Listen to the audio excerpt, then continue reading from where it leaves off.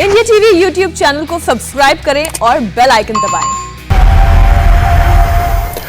आप देख रहे हैं मुकाबला। नमस्कार, मैं हूं अजय कुमार।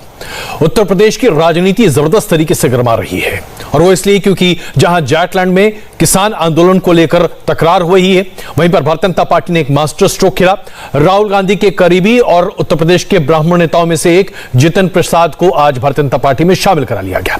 दूसरी तरफ राकेश टिकैत, जो कि किसान नेता हैं, ममता बनर्जी से मिलने के लिए पश्चिम बंगाल पहुंच गए और दिल्ली में फिर केंद्र सरकार में कृषि मंत्री ने किसानों को एक बार फिर न्योता दिया बातचीत का और यह भी बताया कि 11 बार बातचीत के लिए न्योता दिया जा चुका है, लेकिन अभी तक किसान अपनी मांग को लेकर सामने नहीं आ रहे। यानी कि उत्तर प्रदेश की राजनीति का घमासान केंद्र से लेकर उत्तर प्रदेश और पश्चिम बंगाल तक उसकी गूंज है।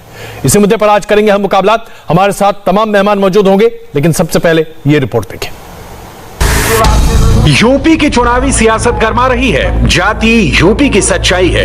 वेस्टर्न यूपी में जाट पॉलिटिक्स मुखर हो चुकी है। किसान आंदोलन का बहाना बनाकर विपक्ष जाटों को एक करने में जुटा है। ये बात इसलिए भी साबित हो रही है क्योंकि राकेश टिकैत आज ही पश्चिम बंगाल की मुख्यमंत्री ममता बनर्जी से मिलने पहुंच गए।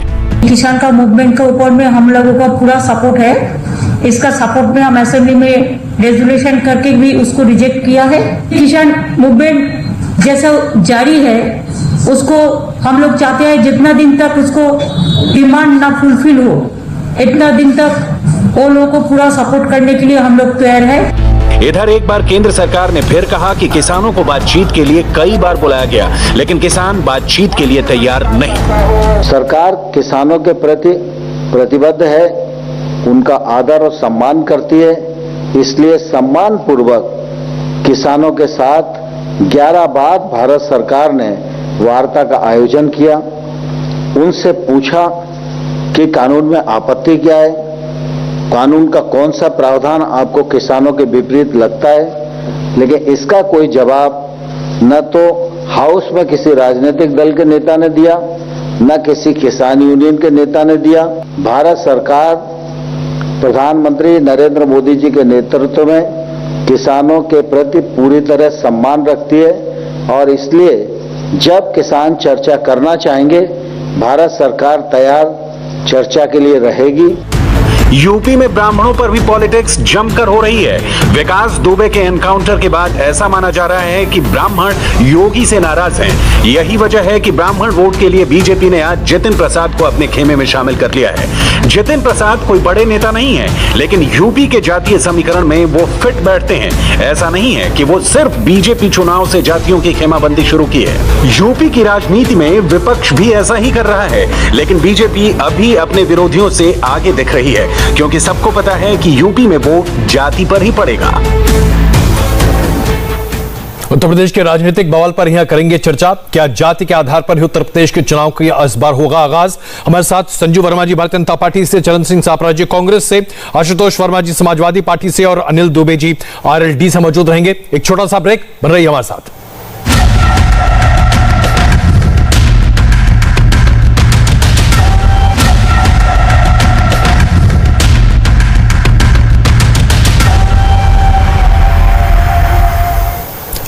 सात महीने से ज्यादा का वक्त हो गया किसान आंदोलन को। सरकार ने एमएसपी ही जम कर दी है, इसके बावजूद किसान अभी भी धरने पर बैठे हैं। जाहिर सी बात है, जो धरने पर बैठे किसान हैं वो किसान के लिए नहीं खड़े हैं, बल्कि दरअसल ये उत्तर प्रदेश की राजनीति का समीकरण है। ये जाट वोट है जिसके आधार पर सब कुछ हो रहा है। क्या कहा है किसानों को लेकर कृषि मंत्री ने, पहले जरा ये देखिए। सरकार किसानों के प्रति प्रतिबद्ध है, उनका आदर और सम्मान करती है, इसलिए सम्मान पूर्वक किसानों के साथ 11 बार भारत सरकार ने वार्ता का आयोजन किया। उनसे पूछा कि कानून में आपत्ति क्या है, कानून का कौन सा प्रावधान आपको किसानों के विपरीत लगता है, लेकिन इसका कोई जवाब न तो हाउस में किसी राजनीतिक दल के नेता ने दिया, न किसी किसान यूनियन के नेता ने दिया।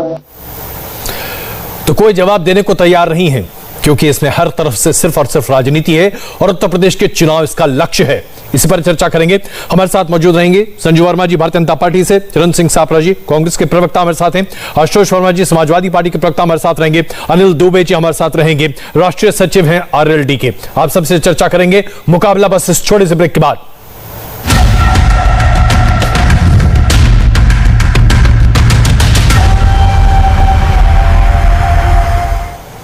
आइए मुकाबला शुरू करते हैं। संजू वर्मा जी, चरण सिंह सापरा जी, आशुतोष वर्मा जी और रेनल दुबे जी हमारे साथ मौजूद हैं। सबसे पहले सापरा जी, आपसे मैं पूछना चाहूंगा, उत्तर प्रदेश के चुनाव पर निशाना है किसान आंदोलन बहाना है, यह आरोप कितना सटीक है आपके लिए? तो देखो, अभी भी ऐसा है कि चुनाव के अंदर बहुत सारे विषय होंगे जिसमें मुख्य रूप से विषय जो है किसानों का भी रहेगा, क्योंकि जनता ये देख रही है कि 7 महीने से किसान बेचारे त्रस्त हैं और बीजेपी की सरकार मस्त है। किसानों की मांगे जो है वो नजरअंदाज की जा रही है, काले कानूनों को वापस नहीं लिया जा रहा है, किसान एमएसपी को कानूनी जामा पहनाना चाहता है, लेकिन भारतीय जनता पार्टी की केंद्र की सरकार और राज्य की सरकार, ये दोनों सरकारें नजरअंदाज कर रही हैं। राज्य सरकार ने भी, जो राज्य के किसान हैं, गन्ना किसानों का मेरे ख्याल से 13,500 14,000 करोड़ रुपया अभी भी बाकी है, और उसके साथ साथ दूसरा विषय महामारी का भी होगा, महंगाई का भी होगा, क्योंकि जहां पर महंगाई की मार पड़ी है उसमें महंगाई और महामारी के बीच में गुजारा कैसे होगा। और महामारी में जिस तरह से उत्तर प्रदेश की सरकार की पोल खुली है, हमने हजारों लाशें गंगा नदी में देखी है। सापरा जी, मैं अगर आपको बीच में रोकूं, क्षमा चाहता हूं, बस बीच में रोकूं, मैं आपसे समझना चाहता हूं, इस बार का रिकॉर्ड एमएसपी का पे आउट भारत सरकार ने किया है, रिकॉर्ड एमएसपी पे आउट किया है। पंजाब के किसानों को 26,000 करोड़ रुपए दिए गए हैं सिर्फ एमएसपी के आधार पर। आप फिर भी कहते हैं कि सरकार किसान का ध्यान नहीं दे रही, तो किसको में एमएसपी मिला है? रिकॉर्ड पे आउट किया होगा, ये सरकारी आंकड़े हैं, लेकिन मेरा कहने का तात्पर्य यह है कि अगर आपने रिकॉर्ड पे आउट किया, अगर आप किसानों के प्रति इतनी संवेदना व्यक्त करते हैं, तो फिर उनकी बातें भी मान लीजिए ना।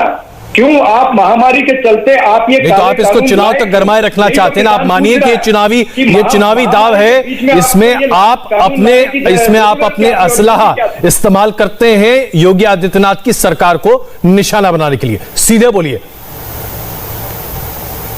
दोहराइए, मैंने सुना नहीं। मैं ये कह रहा हूं कि आप किसानों के बहाने योगी आदित्यनाथ की सरकार पर हमला करना चाहते हैं, क्योंकि आप इसके अलावा अभी फिलहाल कोई और बड़ा मुद्दा आपको दिख नहीं रहा है। मैं सही हूं, गलत हूं? ये तो जनता ही कह रही है कि 40 लाख दिए जलाने के बदले अगर 40 अस्पताल योगी सरकार ने बनाए होते तो बहुत से घरों के चिराग बुझने से बच जाते।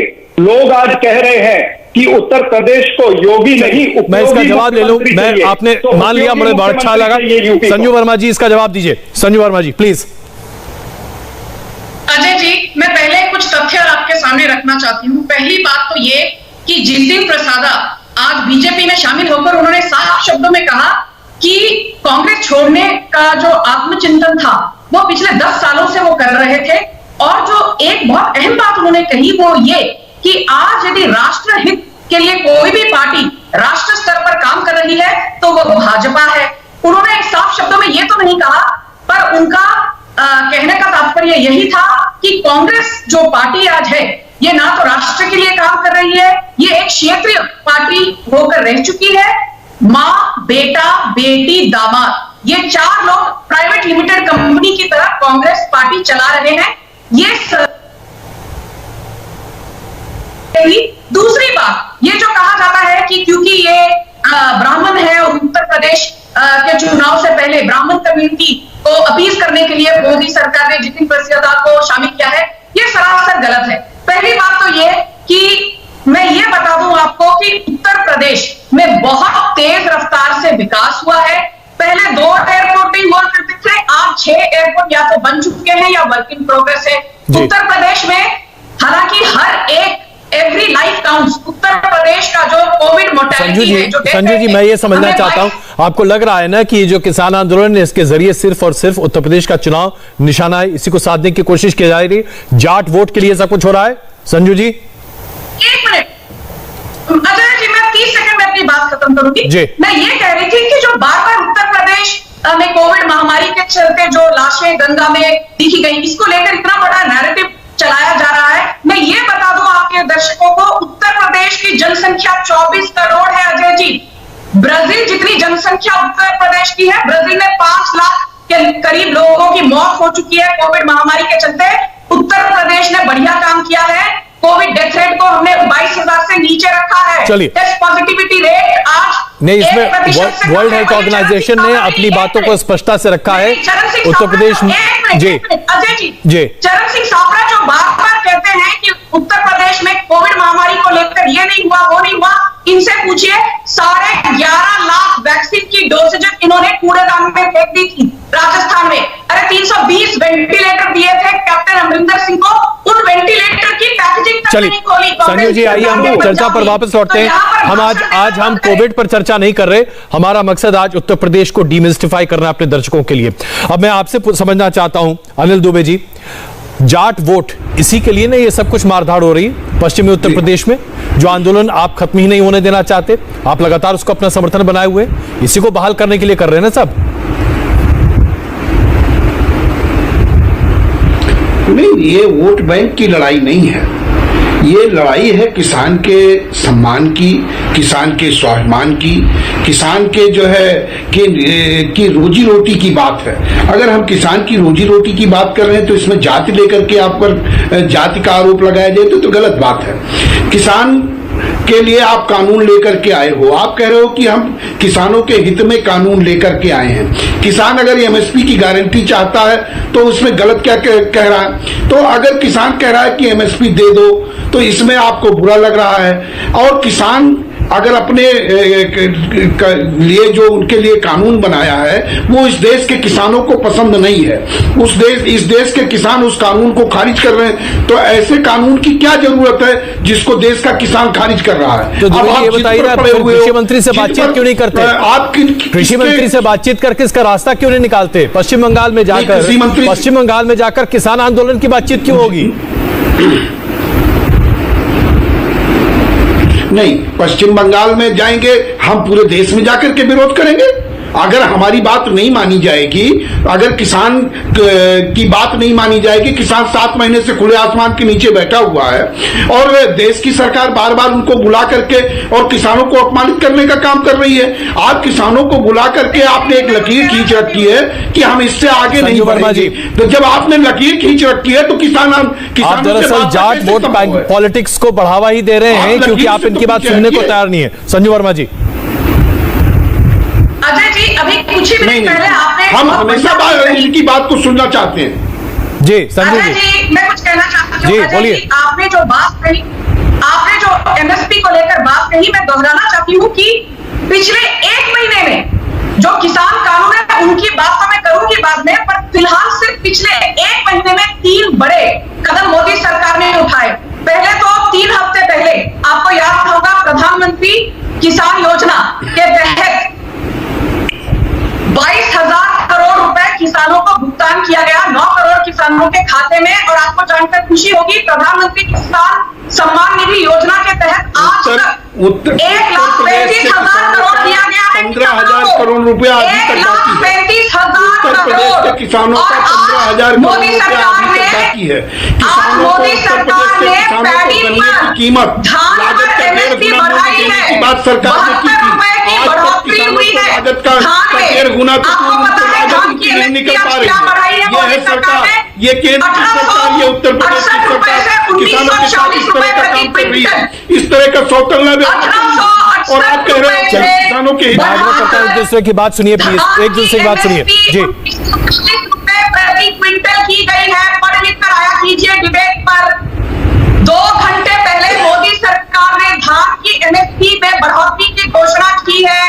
आपको याद होगा 10 दिन पहले फर्टिलाइजर सब्सिडी 500 रुपए प्रति बैग से 1,200 रुपए प्रति बैग किया गया, 140% की बढ़ोतरी। मैं यही सवाल लेकर आशुतोष वर्मा जी के पास चल रहा हूँ। संजू जी प्लीज, मैं आशुतोष वर्मा जी के पास चल रहा हूँ। आशुतोष वर्मा जी, पूरा का पूरा किसान आंदोलन सिर्फ जाट पॉलिटिक्स नहीं है क्या? इसके आगे है क्या? क्योंकि इसके आगे अब हम ब्राह्मण पॉलिटिक्स पर भी चर्चा करेंगे, लेकिन पहले जाट पॉलिटिक्स कर लें। सिर्फ जातीय पॉलिटिक्स ही तो बची है अब उत्तर प्रदेश में।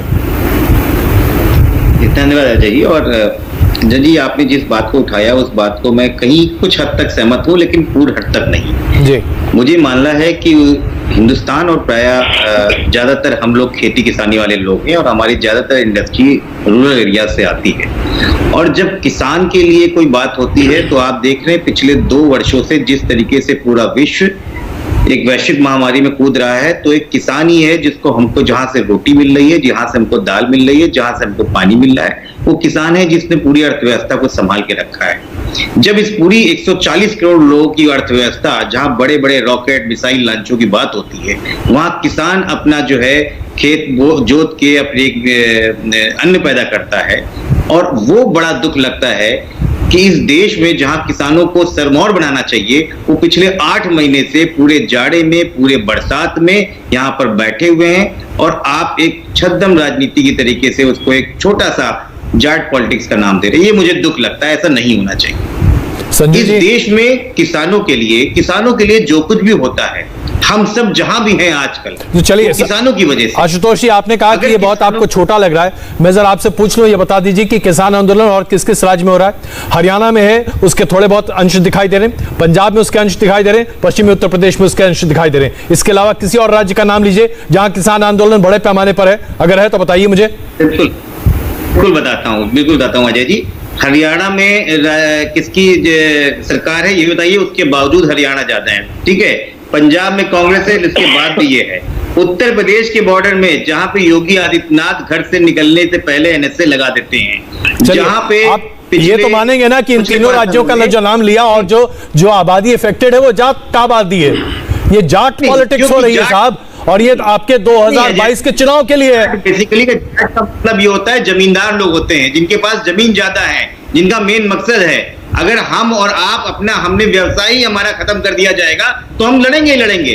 उत्तर प्रदेश का किसान सीमांत किसान नहीं होता है, आपको पता होना चाहिए। कम से कम इस बात को तो मानते हैं ना, आप इस बात को तो मान रहे हैं ना साहब आशुतोष जी, कि ये जाट पॉलिटिक्स ही प्राइमरीली है और निशाना 2022 है। नहीं, बिल्कुल सही नहीं अजय जी। उस टेकरी बॉर्डर पे, सिंगूर बॉर्डर पे अगर आप खुद गए होंगे, मुझे जरूर यकीन है, इंडिया टीवी के कई लोग रिपोर्टर्स गए हैं और खुद आपने भी रिपोर्टिंग करी है, वहां पे पूरे देश के लोग हैं। क्या बात कर रहे हैं? उत्तर प्रदेश में बलिया से लेके सहारनपुर तक के लोग हैं, बिहार से लेके लोग हैं, मोतिहारी से लोग आ रहे हैं। ये क्या खाली आप 2 राज्यों का दिखा रहे हैं या हरियाणा जाट? संजू जी इसका जवाब दीजिए। संजू जी, ये पॉलिटिक्स 2022 के लिए नहीं है, ये किसान आंदोलन वाकई में किसान आंदोलन है। संजू जी। अजय जी, मुझे एक बात बताइए, किसान कानून क्या बोलते हैं? किसान कानून ये तो नहीं कहते कि हम एपीएमसी की जो मंडी है उसको हटा देंगे। मोदी सरकार ने सिर्फ ये कहा है कि एपीएमसी मंडी के साथ साथ एक ट्रेडिंग एरिया होगा जहां पर बिचौलियों के सहारे के बिना किसान अपना जो उत्पादन है वो डायरेक्टली सेलर्स को, प्राइवेट सेक्टर को, जिसको चाहे बेच सकता। तो इसमें इतनी चुभन क्यों हो रही है? अभी बात ये है कि पंजाब में 40,000 से ज्यादा अड़हतिया है, बिचौलिया है और सालाना उनको 3,000 करोड़ रुपए की रकम का मुनाफा हुआ करता था। अभी वो मुनाफा नहीं होगा। आपको जानकर खुशी होगी अजय जी कि ये रबी सीजन में हमने 6,000 करोड़ सीधे पंजाब के किसानों के बैंक अकाउंट के खातों में डाले हैं, भुगतान किया है बिना बिचौलियों के, और 4,500 करोड़ हरियाणा के किसानों के खातों में भुगतान हुआ है रबी सीजन के दौरान बिना बिचौलियों के सहारे के। तो चुभन इस बात की नहीं है, इनको किसानों से कोई लेना देना नहीं है। यदि किसान अब खुश ना होते तो मुझे बताइए रिकॉर्ड प्रोक्योरमेंट कैसे हो रही है? धान की रिकॉर्ड प्रोक्योरमेंट हुई है 490 लाख मेट्रिक टन, जो कि पिछले 70 सालों में नहीं हुई। सापला जी, इन आंकड़ों को तो आप नहीं झुटला सकते ना। प्रोक्योरमेंट हुई है 305 लाख मेट्रिक टन। आज तक 305 लाख मेट्रिक टन गेहूं का प्रोक्योरमेंट 70 सालों। सापला जी, इस बात का जवाब तो दीजिए, ये आंकड़े जो सामने आ रहे हैं ये तो झूठे नहीं है ना? या आपको इस पर भी अविश्वास है? आपको लगता है कि नहीं ये सब कुछ झूठ है, पैसे किसी को नहीं दिए जा रहे, सब कुछ झूठ है? देखिए अजय जी, मैं यही कहने वाला हूं कि इन आंकड़ों के अंदर ही ये भारतीय जनता पार्टी उलझा के रखना चाहती है पूरे देश को और देश के किसानों को। आप कह रहे हैं कि मात्र किसानों के मुद्दे पर ये चुनाव होंगे, मैं ऐसे नहीं समझता हूं। किसानों का मुद्दा एक महत्वपूर्ण मुद्दा होगा। मैं फिर ये कहना चाहूंगा कि महंगाई बहुत बड़ा मुद्दा होगा, बेरोजगारी बहुत आप बड़ा इससे मुद्दा होगा। सापरा साहब आप इस बात को तो मानिए ना कि पंजाब के किसानों को सबसे ज्यादा एमएसपी का फायदा हुआ। इस बात को तो मानिए पंजाब के किसानों को सबसे ज्यादा एमएसपी का फायदा हुआ, हरियाणा के किसानों को सबसे ज्यादा एमएसपी का फायदा हुआ, उत्तर प्रदेश के पश्चिमी क्षेत्र के किसानों को सबसे ज्यादा एमएसपी का फायदा हुआ। ये आप मानते हैं या आप गलत मानते हैं?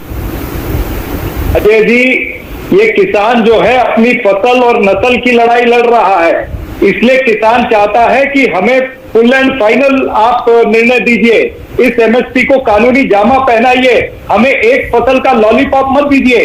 ये एक फसल का लॉलीपॉप दे करके और आंकड़ों के अंदर पूरे देश को घेरना चाहते हैं, आंकड़ों की जगलरी में देश की दिशा। संजू जी इसका जवाब दीजिए, मैं उसके बाद फिर सापरा जी के पास आ रहा हूं, क्योंकि अब दूसरा पहलू भी इस पूरी चर्चा का है जो कि जितिन प्रसाद से जुड़ा हुआ है। संजू जी, कमीशन के हिसाब से T2+50 के हिसाब से हमें मिल जाए, यही किसान चाहता है। अजय जी बोलिए संजू जी, बोलते जा रहे हैं, बोलिए प्लीज।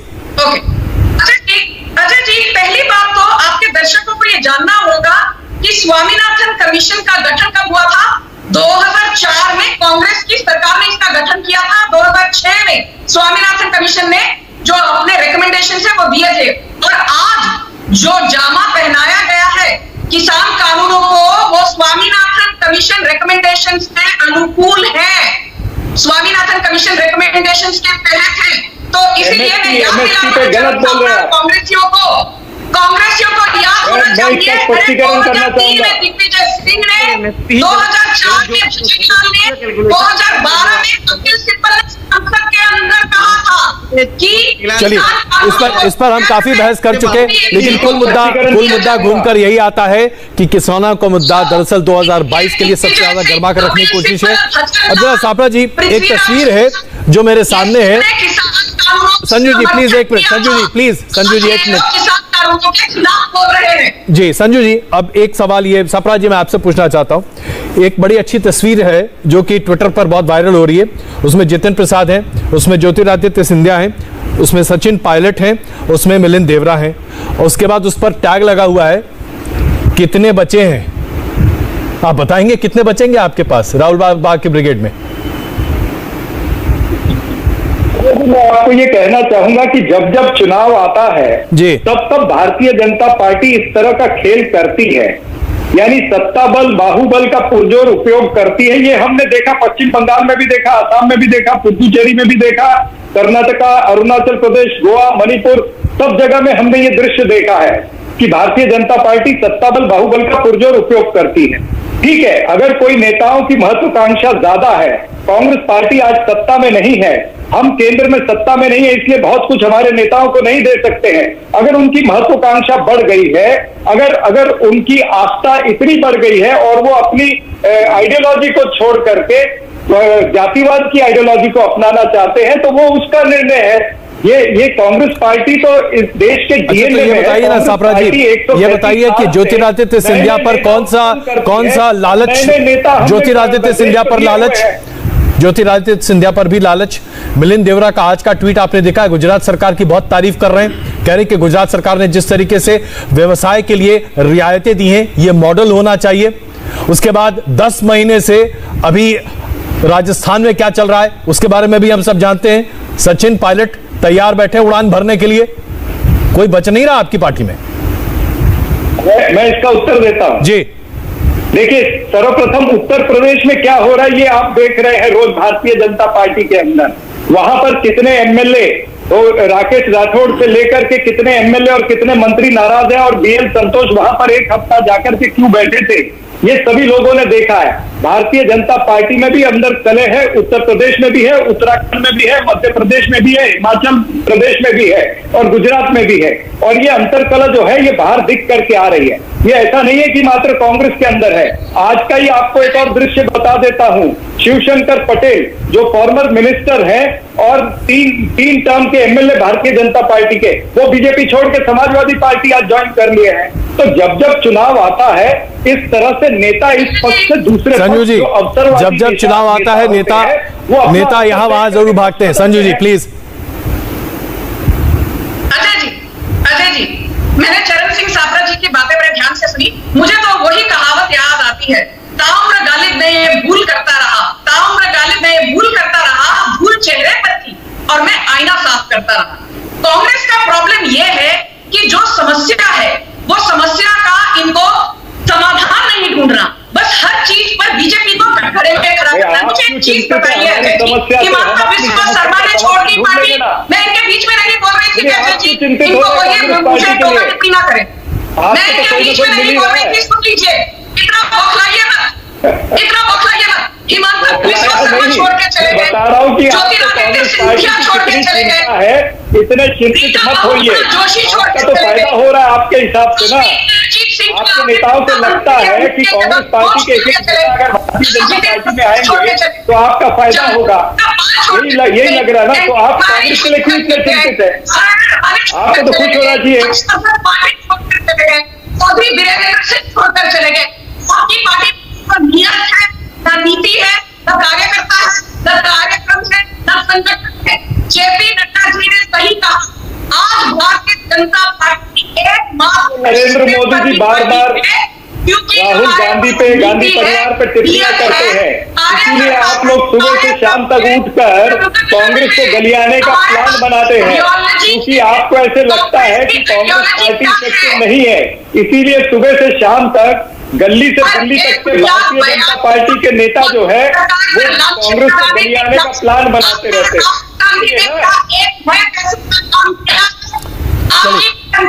मैं इस चर्चा में जरा आशुतोष जी को शामिल करूं। आशुतोष जी, जातीय आधार पर आया राम गया राम अब आपकी पार्टी में भी शामिल होने लगे? अजय जी एक बार फिर से बोलिए। जातीय आधार पर आया राम गया राम अब आपकी पार्टी में भी बहुत सारे लोग हैं जो एक जमाने में बीजेपी के साथ आज आपके पास घुसने लगे। मुझे भारतीय जनता पार्टी की प्रवक्ता को देख के बड़ा तरस आ रहा है कि जिस तरीके से ये बड़ी बड़ी बातें बोल रही हैं, और इनको भी पता है कि इनके बहुत से सिटिंग एमएलए लगातार समाजवादी पार्टी के मुख्यालय के चक्कर लगा रहे हैं, और इनको भी पता है कि अगले 2 दिन तो ऐसे नहीं बोलना चाहिए। किसको क्या बोलना चाहिए? मुझे बड़ा दुख लगता है। समाजवादी पार्टी को 2017 में सिर्फ 54 सीटें मिली थी, 54 सीटें मिली थी। भाजपा 300। अरे भाई पहली बार सरकार में आई थी, बहुत परेशान हुई आप।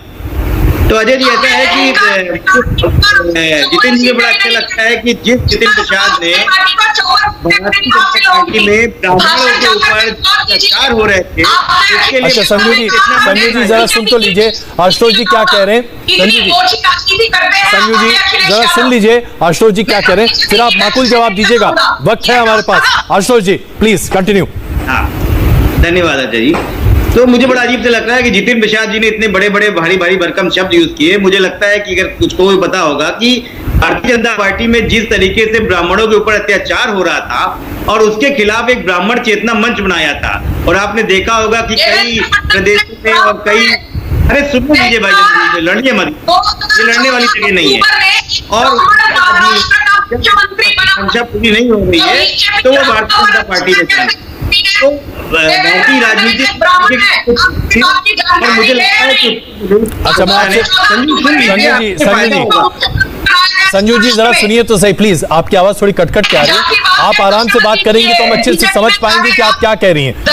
मेरा आग्रह है प्लीज संजू जी मेरा आग्रह है प्लीज जरा सुनिए ना, वरना हम नहीं सुन पा रहे, समझ नहीं पा रहे हैं। एक तो कनेक्टिविटी की इशू है, आप जानते हैं इस तरीके से डिबेट तो नहीं हो रही है ना। प्लीज आशुतोष जी कंटिन्यू कीजिए, उसके बाद मैं संजू जी आपके पास आ रहा हूँ। आशुतोष जी तो मेरा यही मानना है कि उत्तर प्रदेश की सरकार और उत्तर प्रदेश की जिस तरीके से सरकार में जिस तरीके से जूतम बाजार चल रहा है वो आप देख ही रहे हैं और आप सब लोग जान रहे हैं। मैं कहता हूं कि वो राम राज, राम भक्ति और राम मंदिर की प्रॉपर्टी वाले उत्तर प्रदेश में जब इलाहाबाद कोर्ट बोलता है कि आपकी सरकार ही राम होते चल रही है, उसके बाद में अभी जब ही नीति आयोग ने रिपोर्ट पेश करी है, वो तो पता ही होगा, प्रधानमंत्री जी उसके मुखिया है, राजनाथ सिंह जी है, उसमें गृह मंत्री अमित शाह जी, उन्होंने बोला कि 28 राज्यों में उत्तर प्रदेश 24वें स्थान पे आ रहा है, वो भी आपको पता है। और इलाहाबाद कोर्ट में अभी एनएसए पे एक जनहित याचिका में बताया है कि जो 120 मामले लगाए हैं उसमें 94 फर्जी हैं। तो उत्तर प्रदेश की स्थिति किसी से छुपी नहीं है, उत्तर प्रदेश की स्थिति सबको पता है और संजू वर्मा जी को भी पता है,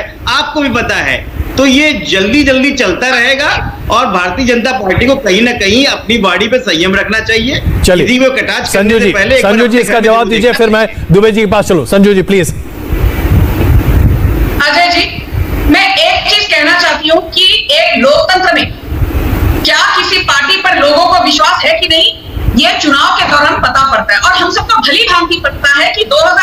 के लोकसभा चुनाव में समाजवादी पार्टी के हाथ में कितनी सीटें, जो बड़ी बड़ी बयानबाजी कर रहे हैं यहाँ पर 5 सीटें। कांग्रेस को तो बस 1 सीट मिली थी रायबरेली से, और बीजेपी को कितनी सीटें मिली थी लोकसभा 2019 में उत्तर प्रदेश से? 62 सीटें, जबकि ये लोग सब कह रहे थे इस बार तो 30-40 से ज्यादा नहीं मिलेंगी। तो बयानबाजी करना बंद करिए, पहली बात। दूसरी बात, आपने ब्राह्मणों की बात की, तो मैं ये बता दूं, चाहे दलित हो, बहुजन समाज पार्टी का हो, चाहे कोई ठाकुर हो, कोई जाटव हो, बीजेपी की एक पॉलिसी है justice for all, appeasement of none. ये बात ध्यान से सुन लीजिए, justice for all, appeasement of none. मुझे एक बात बताइए, कई दशकों के बाद देवेंद्र फडणवीस अक्टूबर 2014 में पहली बार एक ब्राह्मण मुख्यमंत्री बना महाराष्ट्र का, तो आप किस आधार पर कहते हैं कि ब्राह्मणों को बीजेपी आपकी पार्टी तरीके से ट्रीट नहीं करती? यदि ब्राह्मणों को सही तरीके से ट्रीटमेंट नहीं दिया जाता तो फडणवीस को मुख्यमंत्री बनाया गया महाराष्ट्र के। इस बात का जवाब है आपके पास?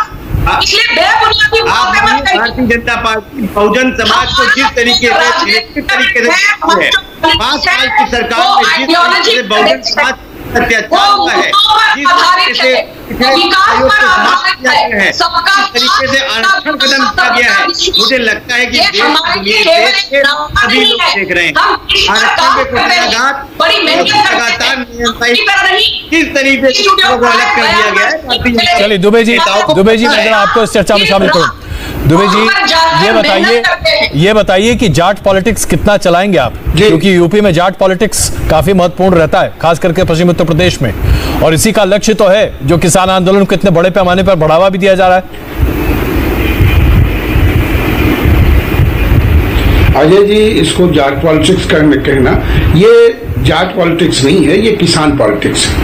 और किसान अगर आंदोलित है तो किसान अपनी मांगों को लेकर के आंदोलित है। किसान का सरकार ने उत्पीड़न किया, किसान को जो है आप एमएसपी देना नहीं चाहते हो, आप किसान को लागत का 1.5 गुना मूल्य देना नहीं चाहते हो, आप किसान के गन्ने का बकाया का भुगतान करना नहीं चाहते हो, बिजली का बिल किसान पर आप बढ़ाए चले जा रहे हो, महंगाई चरम सीमा पर है, डीजल के दाम लगातार बढ़ते जा रहे हैं। तो ये सारी समस्याएं हैं, और किसान अगर अपनी मांगों को लेकर के अगर वो आंदोलन कर रहा है तो उसको एक जाति का आंदोलन की जाट बिरादरी का आंदोलन है। इसमें पूरे पश्चिमी उत्तर प्रदेश के पूरे देश के किसान इस आंदोलन में शामिल हैं। मैं यही समझना चाह रहा हूँ दुबे जी कि इस आंदोलन की परिणति क्या है, इस आंदोलन की परिणति क्या है, ये तो बता दीजिए ना। कहीं तो खत्म होगा ये आंदोलन की? इस आंदोलन नहीं, किसान का आंदोलन खत्म हो जाएगा, किसान की मांग मान ले। अगर सरकार तो इसके लिए अल्टीमेटली आपको कृषि मंत्री से बातचीत भी तो करनी पड़ेगी ना। किसानों को स्वीकार नहीं, कृषि मंत्री से बातचीत करनी पड़ेगी। आप सीधे ये कहें कि कानून को ही खारिज कर दो, ये तो कोई बातचीत हुई नहीं ना। 11 राउंड की बातचीत होने के बाद भी अगर हम लोग वहीं के वहीं हैं तो आप देखिएगा फिर वो बात क्या करना चाहते हैं? अगर सरकार बात करना चाहती है तो किसान संगठनों को न्योता दे। एक बार फिर से बात 11 बार न्योता कम था क्या? बुलाइए। 11 बार का न्योता कम है कि अब 14वां 15वां बार चाहिए? नहीं, तो जब जब आप बुला करके आपने सीमा रेखा पहले खींच रखी है, तो जब आपने सीमा रेखा खींच रखी है तो बात की फिर बुला क्यों रहे? संजू जी इसका जवाब दीजिए। संजू जी इसका जवाब दीजिए। आपने जिद पकड़ रखी है, आप अहंकार नहीं, आप अभी इनको थोड़ा चुप करवाइए अजय जी, मैं बीच में नहीं टोकना चाहती। जी बोलिए संजू जी। अजय जी एक बात मैं साफ कहना चाहती हूँ। पहले किसानों ने क्या कहा, भाई एपीएमसी मंडी में ही हम जाकर बेचेंगे, तो मोदी सरकार ने कहा ठीक है, सिर्फ ट्रेडिंग एरिया नहीं, एपीएमसी मंडी में भी आप जाकर बेच सकते हो, और एपीएमसी मंडी और ट्रेडिंग एरिया दोनों का जो टैक्स स्ट्रक्चर है वो सिमिलर होगा। फिर किसानों ने क्या कहा, इन्होंने कहा कि भाई जो पराली जलाने वाला बिल है उसके क्रिमिनल प्रोविजंस को हटा दिया जाए। तो स्टबल बर्निंग एक्ट में से जो क्रिमिनल प्रोविजंस लागू होने वाले थे किसानों पर, जबकि ये सुप्रीम कोर्ट ने कहा था, हमने बोला किसानों पर लागू नहीं होंगे। फिर उन्होंने कहा जो इलेक्ट्रिसिटी अमेंडमेंट एक्ट है, इलेक्ट्रिसिटी एक्ट के जो संशोधन हुए हैं उन्हें खारिज किया जाए, तो हमने कहा ठीक है भाई उनको भी खारिज कर देंगे।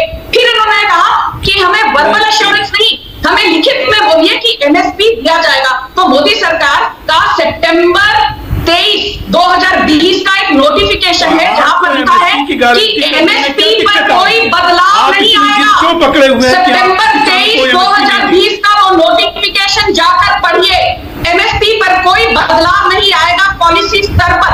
तो ये जो सब राकेश टिकैत, बूटा सिंह बुर्जगेल, गुरनाम सिंह चलूनी, तो ये अपनी राजनीतिक खुफिया फेंक रहे हैं। मुझे एक चीज बताइए, अरे दुबे जी, जब सरकार, दुबे जी एक सेकंड संजू जी, एक minute Sanju ji please, 1 minute time out please. Dubey ji, जब सरकार ये कह रही है कि हम एमएसपी पर कोई बदलाव पॉलिसी का नहीं कर रहे हैं, अब इस पे और गारंटी क्या चाहिए भाई?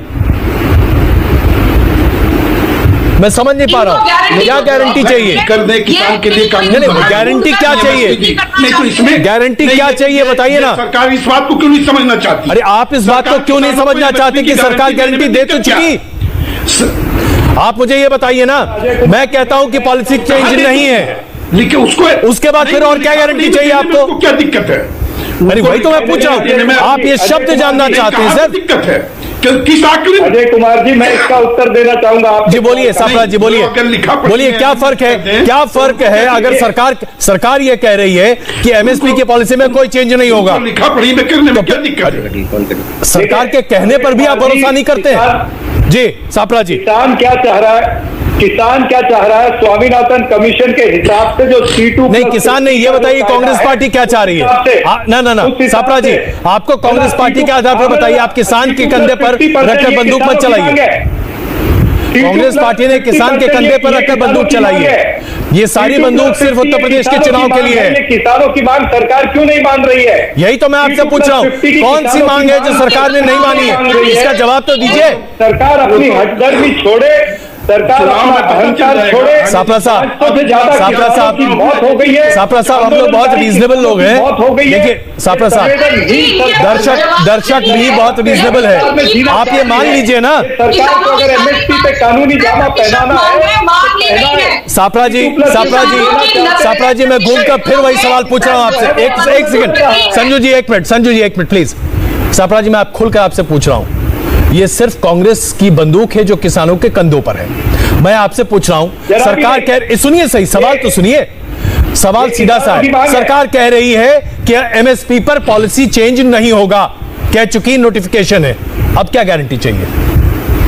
नहीं तो सरकार ये कह देना कि हम कानूनी जामा पहने। अरे आप लिख कर देंगे सरकार को क्या कहना चाहिए? आप बताएंगे कि सरकार को क्या कहना चाहिए? ये तो जबरदस्त है विरोध का मतलब। हम C2+50 देने के लिए तैयार है। भाई तो मैं कह रहा हूं, आप मुझे बताइए ना, ये कौन सा तर्क है?